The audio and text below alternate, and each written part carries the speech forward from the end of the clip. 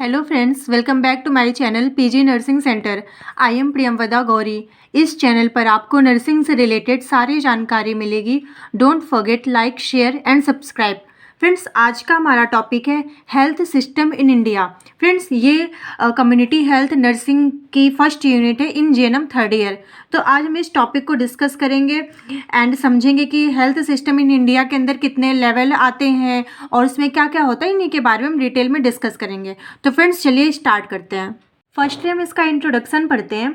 Health system cover a whole extent of health activities, health programmes, institution providing medical care such as hospital, clinics and primary health care centres and the policies enunciated by governments to provide optimal health care for its citizens. Friends, इसमें ये बोला गया है कि जो health system है उसके अंदर हम सारी जो प्रोग्राम्स आते हैं, जो नेशनल गवर्नमेंट है, जो सेंट्रल है, वो लॉन्च करता है, उसको पढ़ते हैं। जो भी ऑर्गेनाइजेशन, जो भी इंस्टीट्यूशन आते हैं उनको पढ़ते हैं। एंड प्रोवाइडिंग मेडिकल केयर, जो भी मेडिकल केयर प्रोवाइड करते हैं इन community level, in rural area, urban area, उन सब के बारे में हम डिटेल में पढ़ते हैं। उसी स्टडी को बोलते हैं हेल्थ सिस्टम इन इंडिया। इसके अंदर क्या क्या, जैसे सच एज हॉस्पिटल के बारे में, clinic, primary health centres and policies, क्या क्या नए नए पॉलिसीज़ आ रहे हैं, प्लान्स आ रहे हैं जो state government, central government launch कर रही है, उन्हीं के बारे में पढ़ना, उन्हीं के बारे में डिस्कस करना,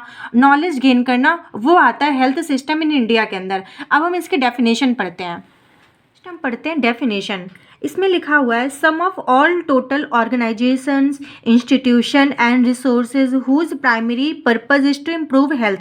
देखिए, हेल्थ सिस्टम इन इंडिया के अंदर क्या है, इसमें ये होता है जितने भी ऑर्गेनाइजेशन है, जितने भी इंस्टीट्यूशन है हमारे ऑल ओवर इंडिया में, उनका प्राइमरी पर्पज़ क्या होता है, जो लोगों की हेल्थ है उसको इम्प्रूव करना, उनका जो लाइफ स्टाइल हो वो इम्प्रूव हो, वो मेंटेन हो, एक हेल्दी लाइफ स्टाइल वो गेन करे, अच्छे से जिए, उनका जो न्यूट्रिशन पैटर्न है वो अच्छा हो, वो ज़्यादा बीमार ना हो, ज़्यादा डिजीज़ कंडीशन के अंदर ना आए, मतलब हेल्दी रहें। तो ऐसा ही इसमें यही लिखा गया है कि ऑर्गेनाइजेशन, जितने भी ऑर्गेनाइजेशन है, जितने भी इंस्टीट्यूशन है और ऐसे रिसोर्सेज, जैसे कि लोग जो होते हैं, सोशल वर्कर होते हैं, उनका भी क्या मेन मोटिव होता है कि जो लोगों की हेल्थ है उसको इम्प्रूव करना। तो इन सब के बारे में हम किस में डिस्कस करेंगे, health system of India. Okay, next heading है organisation and administration of health services in India. देखिए फ्रेंड्स, अब धीरे धीरे हमारा जो चैप्टर है हम उसकी तरफ बढ़ रहे हैं, तो ध्यान से पेशेंस के साथ पढ़िएगा, ठीक है। इसमें लिखा हुआ है the concept of administration and organisation are closely related to each other. Friends, organisation का मतलब क्या होता है, एडमिनिस्ट्रेशन का मतलब क्या होता है, अगर इन दोनों के बारे में हमको अच्छे से पता होगा तो ये चैप्टर हमको अच्छे से समझ में आएगा। देखिए, ऑर्गेनाइजेशन का मतलब होती है एक संस्था। सपोज कि एक स्कूल है, ठीक है, वो हमारा एक ऑर्गेनाइजेशन हो गया। एडमिनिस्ट्रेशन का मतलब होता है कि उसके अंदर कैसे लोग काम करेंगे, कैसे उनका काम क्या होगा, वहाँ पे हायरार्की कैसे होगी, कि मतलब कौन सा व्यक्ति किस पोजीशन पर होगा, तो इस सबको मेंटेन करना और उनको काम देना, वो कैसे जा कर के काम करेंगे। जैसे टीचर्स हैं, कौन से पोस्ट पे कौन से टीचर होंगे, वो कैसे बच्चों को पढ़ाएंगे। तो मतलब जो उसके अंदर का रूल रेगुलेशन, वर्किंग प्रोसेस, ये सब होता है, वो आता है एडमिनिस्ट्रेशन के अंदर। और ऑर्गेनाइजेशन एक संस्था होती है जिसके अंदर हम एडमिनिस्ट्रेशन करते हैं, जिसके अंदर हम वर्क करते हैं, ठीक है। तो यही है एडमिनिस्ट्रेशन है, ऑर्गेनाइजेशन। अब हम देखते हैं हेल्थ सिस्टम इन इंडिया के अंदर कौन कौन से ऑर्गेनाइजेशन है और उनका कैसा एडमिनिस्ट्रेशन है। जैसा कि यहाँ पे लिखा भी हुआ है, if organisation is regarded as structure then administration become a process. मतलब कि ऑर्गेनाइजेशन क्या है, एक स्ट्रक्चर है, ठीक है, और उस स्ट्रक्चर के अंदर कैसे प्रोसेस हो रहा है, क्या काम किसको करना है, कैसे होना है, ये सब क्या कहलाता है, एडमिनिस्ट्रेशन कहलाता है, ठीक है। देखिए फ्रेंड्स, यहाँ पे मैं आपको एक चीज़ क्लियर कर दूँ। जैसे एग्जाम में क्वेश्चन आता है हेल्थ सिस्टम इन इंडिया, इसको डिफाइन कीजिए, तो जो इतना मैं सब आपको पढ़ा रही हूँ इसको आपको लिखना है, ठीक है, उसमें। और अगर आता है हेड, वो health system in India at central level, तो जो मैं आगे पढ़ाऊंगी वो सेंट्रल लेवल पे लिखना है, ठीक है। बाकी ये इतना जो इंट्रोडक्शन है इसको भी आपको पता होना चाहिए, क्योंकि कभी कभी 5 मार्क्स में पूछा जाता है, ठीक है। तो अब हम पढ़ते हैं एडमिनिस्ट्रेशन का introduction. Administration is the process of performing all collective efforts, it would be public और प्राइवेट। मतलब कि एडमिनिस्ट्रेशन एक ऐसा प्रोसेस है जिसके अंदर हम परफॉर्म करते हैं ऑल एफर्ट्स, जितने भी हमारी काम होते हैं, जितने भी हमारे काम होते हैं, जितने भी हम प्रयास करते हैं, ठीक है, तो इसको कलेक्टिव अप्रोच में हम एडमिनिस्ट्रेशन बोलते हैं। इट मस्ट बी पब्लिक और प्राइवेट, ये पब्लिक भी हो सकता है, प्राइवेट भी। पब्लिक का यहाँ पे ऐसे रेफर किया गया है कि गवर्नमेंट, ये गवर्नमेंट भी हो सकता है, प्राइवेट भी हो सकता है। सिविल और मिलिट्री, लार्ज स्केल और small scale, but their main purpose is to serve the people. देखिए, एडमिनिस्ट्रेशन का मतलब होता है टू सर्व द पीपल, लोगों को सर्विस देना, ठीक है। अब उसके अंदर कैसे कैसे तुम उस चीज़ को करते हो, कैसे कैसे तुम उसमें एफर्ट्स करते हो, किस टाइप से उसको तुम एग्जीक्यूट करते हो, ये सारा प्रोसेस एडमिनिस्ट्रेशन के अंदर आता है, ठीक है। नेक्स्ट हम पढ़ते हैं एडमिनिस्ट्रेशन की definition.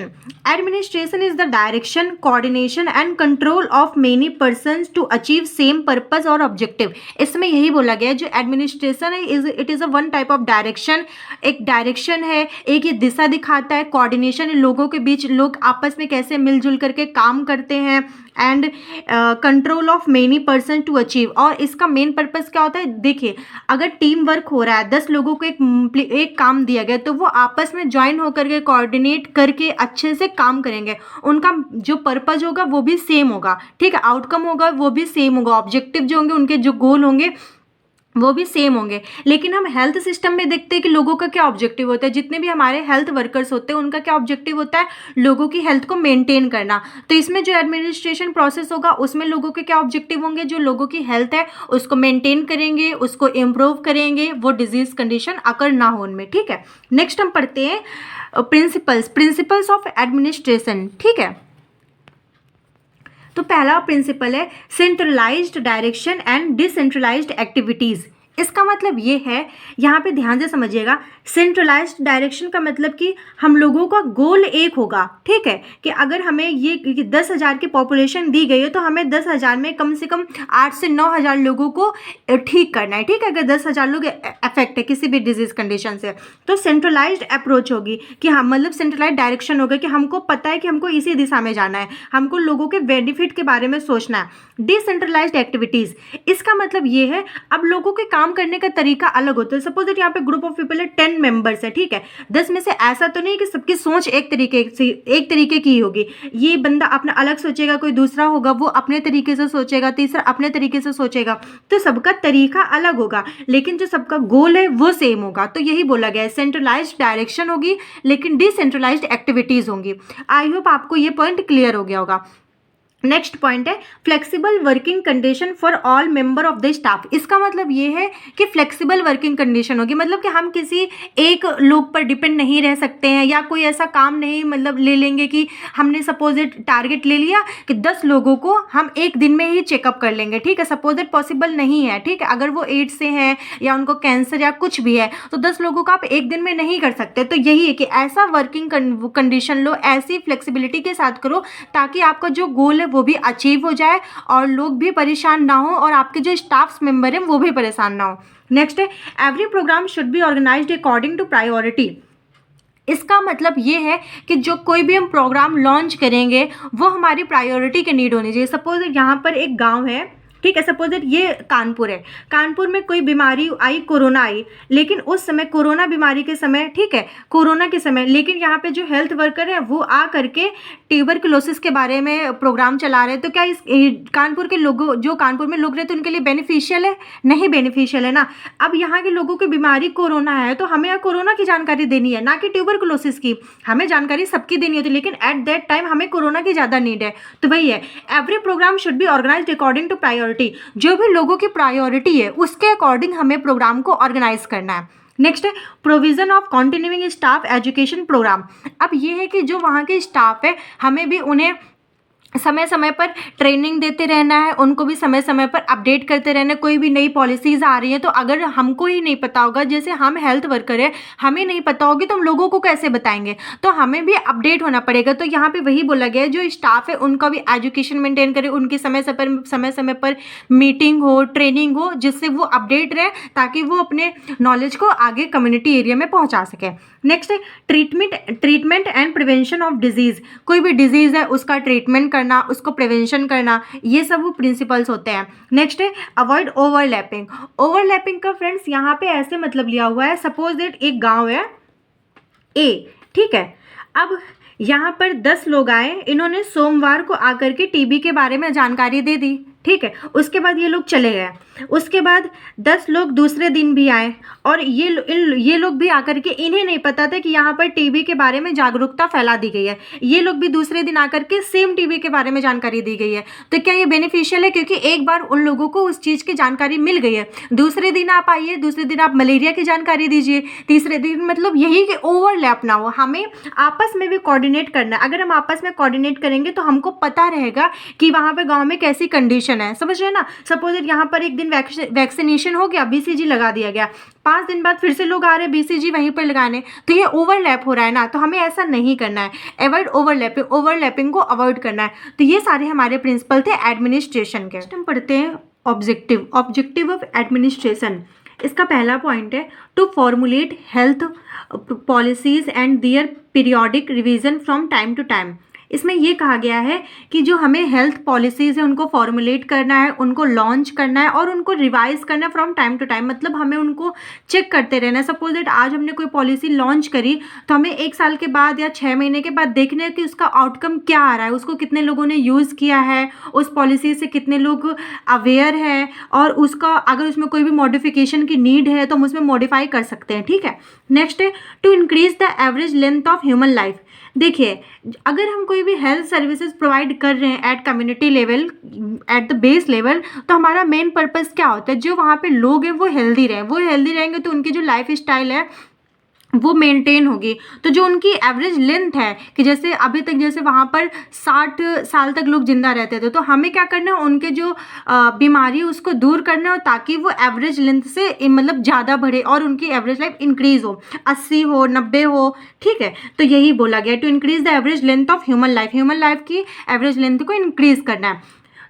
To develop healthy manpower to provide proper service to the community. Next point ये बोला गया कि जो वहाँ पर मैन पावर का मतलब कि जो वहाँ पे लोग हैं जो काम कर सकते हैं उन्हें हमें हेल्दी रखना है। अगर देखिए वो हेल्दी रहेंगे तो अपने कम्युनिटी के लिए काम करेंगे, अपने कम्युनिटी के लिए काम करेंगे तो जो कम्युनिटी है वो भी डेवलप होगी। उसके बाद लोगों की अर्निंग होगी, लोगों की अर्निंग होगी तो लोग अच्छा खाएंगे तो उनका जो हेल्थ स्टेटस है वो मेंटेन होगा, ठीक है। नेक्स्ट है to make provision of primary health care services to everyone. इसका मतलब ये है कि ऐसे हम लोगों को प्राइमरी हेल्थ सर्विस देनी है ताकि सब लोग अफोर्ड कर सके, ताकि सब लोग उसको मतलब उसका बेनिफिट ले सके, ठीक है। तो जैसे PSC CSC सब सेंटर हो गया तो वो लोगों की रीच में होनी चाहिए। और अगर कोई भी नई पॉलिसीज़ आ रही हैं लोगों के लिए है, सपोज मदर के लिए है, बेबी के लिए है, तो हमें उन तक उस चीज़ की अवेयरनेस फैलानी है। अगर लोगों को उस बारे में जानकारी नहीं होगी तो वो उसका बेनिफिट कैसे उठाएंगे, तो यही इसमें बोला गया है। नेक्स्ट है to provide total health care to quality life. इसमें वही बोला गया कि जो लोगों को टोटल हेल्थ केयर देनी है। टोटल हेल्थ केयर का मतलब कि ऐसा नहीं केवल हम उनको फिजिकली फिट रखें, आजकल फिजिकल से ज़्यादा मेंटल हेल्थ का भी बहुत ज़्यादा इफेक्ट पड़ता है। तो फिजिकली, मेंटली, सोशली हर तरीके से एक जो पर्सन है वो हेल्दी होना चाहिए, तभी उसको बोला जाएगा कि वो टोटली हेल्दी है। नेक्स्ट पॉइंट है to increase the physical, mental and social wellbeing of the individual. Same point वही बोल दिया गया है, ठीक है। नेक्स्ट है to decrease morbidity and mortality rate. इसमें यह है कि जो डिजीज़ रेट है, डेथ रेट है, इन सबको हमको डिक्रीज करना है, इन सबको हमको कम करना है। हमें सर्वे करना है, देखना है कितने लोग अफेक्टेड हैं, कितने लोग अफेक्टेड नहीं है किसी बीमारी से, उनको दवा पहुंचानी है, उनको जागरूक करना है, उनको रिहेबिलिटेट करना है, ठीक है। तो ये सारे हमारे ऑब्जेक्टिव है एडमिनिस्ट्रेशन के। नेक्स्ट हेडिंग हम पढ़ते हैं health care organisation in India. इसमें क्या है, India is a union of 29 states and 7 union territories, ठीक है। हमारे जो इंडिया में 29 स्टेट हैं, 7 यूनियन टेरिटरी हैं।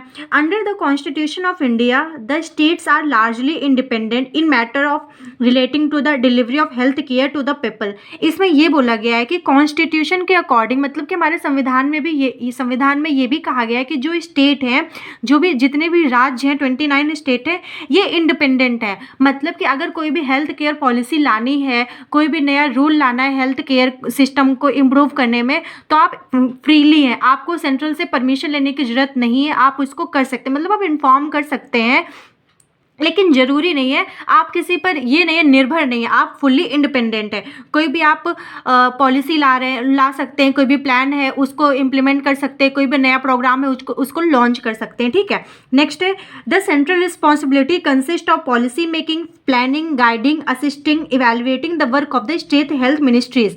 अब सेंट्रल की क्या रिस्पॉन्सिबिलिटी होती है? देखिए सेंट्रल का क्या क्या काम है। सेंट्रल की रिस्पॉन्सिबिलिटी है पॉलिसी मेकिंग, उसको पॉलिसी बनानी है, प्लानिंग करनी है, गाइडिंग करना है। गाइडिंग मतलब कि अगर सपोज कोई एक स्टेट है, पर्टिकुलर किसी स्टेट में एक ही तरीके की डिजीज फैल रही है, तो उसको गाइड करना है कि हाँ आप ऐसी पॉलिसी लाइए, आप ऐसा प्लान करिए, यहाँ पे इस टाइप से डिजीज को आप ऐसे रोक सकते हैं, ठीक है। असिस्ट करना है स्टेट को, इवेलुएट करना है कि वहाँ पर वो जो स्टेट है वो अपने लोगों के लिए क्या क्या कर रहा है, कौन कौन सी पॉलिसीज़ लाया है, कैसा काम कर रहा है, ये सब उसको इवेलुएट करना है। The work of the state health ministry, यही इसमें बोला गया, ठीक है, जो मैंने अभी बोल दिया है कि जो सेंट्रल का काम होता है, सेंट्रल का काम होता है पॉलिसीज़ बनाना, इवेलुएट करना, ये सब चेक करना कि स्टेट क्या क्या कर रहा है। और जो स्टेट होता है वो फुल्ली इंडिपेंडेंट होता है, वो अपने लोगों के लिए, अपने जो राज्य में रहने वाले पीपल हैं उनके लिए कोई भी प्रोग्राम है उसको लॉन्च कर सकता है, उनके लिए कोई भी मेडिसिन है उनको डिस्ट्रीब्यूट कर सकता है लोगों के बेटरमेंट के लिए, ठीक है। तो ये अब हम इसके अंदर पढ़ते हैं कि कौन कौन से ऐसे ऑर्गेनाइजेशंस हैं। नेक्स्ट है the health care services organisation in the country extend from the central level to village level. इसमें ये बोला गया कि हमारे इंडिया में जो ऑर्गेनाइजेशन सिस्टम है फॉर हेल्थ वो सेंट्रल लेवल से विलेज लेवल तक है, ठीक है। मतलब कि यहाँ पर एक एक पर्टिकुलर छोटे छोटे पीपल, मतलब जो कम्युनिटी में लोग रहते हैं उन पर भी फोकस किया गया। अब ऐसा तो नहीं है कि सेंट्रल पर रहने वाले जो मिनिस्टर्स हैं वो कम्युनिटी पीपल को देख सकते हैं, उनके प्रॉब्लम को समझ सकते हैं, तो इसलिए कम्युनिटी पर ही कोई ऐसी ऑर्गेनाइजेशन को बनाया गया है ताकि वो कम्युनिटी के जो अपडेट है उसको ले सके, उसको अपने ऊपर तक पहुंचा सके, ठीक है। तो अब हम देखते हैं organisations of health care. Organisation of health care में मेनली तीन लेवल है। सबसे पहला है नेशनल एंड सेंट्रल लेवल। सबसे ऊपर हमारे इंडिया में जो सबसे ऊपर है वो है national and central level. Next है स्टेट लेवल। स्टेट लेवल का मतलब हमारा राज्य, जैसे यूपी हो गया, एमपी हो गया, राजस्थान हो गया, ये सारे हमारे राज्य हैं। नेक्स्ट है डिस्ट्रिक्ट लेवल। अब डिस्ट्रिक्ट लेवल यही है लोकल लेवल। इसमें जो है डायरेक्टली जो डिस्ट्रिक्ट लेवल होता है वो डायरेक्टली लोगों से कांटेक्ट करता है, लोगों के टच में होता है, ठीक है। तो हमारे इंडिया में 3 लेवल है, central level, state level, district level. Friends यहाँ पर मैं आपको एक बात बता दूं, ये जो अभी हम लोगों ने डिस्कस किया है इंट्रोडक्शन, ये हमारा आता है हेल्थ सिस्टम इन इंडिया। अगर मैं आपको यहाँ पे क्वेश्चन लिख करके बताती हूँ, अगर सपोज एक क्वेश्चन आ जाता है define health system in India, ठीक है। अगर क्वेश्चन आ जाता है define health system in India, तो जितना अभी तक इस वीडियो में मैंने समझाया है आप उतना डिफाइन कर दीजिए, और ये जो 3 लेवल है इसको आप लिख दीजिए, ठीक है, एज इट इज़ के 3 लेवल होते हैं, सेंट्रल, स्टेट एंड लोकल। अगर क्वेश्चन आ जाता है same define health system in India at central level, तो सेंट्रल लेवल आ गया, एट स्टेट लेवल आ गया, एट डिस्ट्रिक्ट लेवल आ गया। तो जो अभी हम एक एक लेवल पर पढ़ेंगे उसको भी डिफाइन करेंगे, इसको भी करेंगे। ये वाला अगर क्वेश्चन आएगा तो ये 5 मार्क्स में आएगा, ये अगर क्वेश्चन आएंगे तो ये 10 मार्क्स के आएंगे, क्योंकि 5 मार्क्स का तो ये हो गया और 5 मार्क्स का सेंट्रल लेवल हो गया, ठीक है। आई होप कि आपको ये क्वेश्चन समझ में आ गए होंगे कि इस चैप्टर में कैसे क्वेश्चंस बनेंगे, क्योंकि मेन यही समझना है कि हम पढ़ तो लेते लेकिन हमें पता नहीं रहते कि क्वेश्चन किस तरीके से आएगा। अगर सपोज कोई क्वेश्चन आ गया तो उसका हम आंसर कैसे लिखेंगे, ठीक है। जितना भी हम लोगों ने अभी तक इस चैप्टर में पढ़ा है, इंट्रोडक्शन वगैरह वगैरह, ये सब हेल्थ सिस्टम इन इंडिया के अंदर आएगा। और अगर बोला जाता है health system in India at which level, किसी भी लेवल में आएगा, तो जो भी हम एक एक लेवल को एक्सप्लेन करेंगे उसमें हम उसको लिख देंगे। अब मैं एक चीज़ बता दूं, जो सेंट्रल लेवल ये काफ़ी बड़ा है, इसका वीडियो मैं सेपरेट बनाऊंगी, क्योंकि ये बहुत ज़्यादा फिर अगर इसी में कर दूंगी तो बहुत ज़्यादा मैसी हो जाएगा, कन्फ्यूज़न हो जाएगा, तो समझ में नहीं आएगा। तो जो सेंट्रल लेवल है वो मैं इसको अलग से पढ़ाऊंगी, और स्टेट और डिस्ट्रिक्ट लेवल का इन दोनों को एक वीडियो में करूंगी, और सेंट्रल लेवल है इसको मैं सेपरेट रखूंगी ताकि आपको अच्छे से समझ में आए। क्योंकि जो हेल्थ सिस्टम इन इंडिया बहुत ही ज़्यादा इंपॉर्टेंट यूनिट है और एग्जाम में अक्सर पूछी जाती है, ठीक है। आई होप कि इस वीडियो में आपने हेल्थ सिस्टम इन इंडिया को डिटेल में पढ़ा, कोई प्रॉब्लम नहीं हुई है। अगर कोई प्रॉब्लम हो तो आप मुझे कमेंट कर दीजिएगा, और फ्रेंड्स मेरे साथ नोट्स बनाते चलिएगा। ये जो मैंने नोट्स बनाए ना, कई बुक का रेफरेंस लिया है और अच्छे से नोट्स बनाए और इजी लैंग्वेज में, ताकि आपको इजीली समझ में आ जाए। तो मेरे साथ आप नोट्स बनाते चलिएगा। नेक्स्ट वीडियो जब मैं लाऊंगी तो यहीं से हम लोग आगे कंटिन्यू करेंगे, सेंट्रल लेवल समझेंगे, ठीक है। आई होप कि आपको ये वीडियो समझ में आई होगी। अगर समझ में आई हो तो अपने दोस्तों के साथ शेयर करें, वीडियो को लाइक करें, कमेंट जरूर करें। Thank you so much for watching.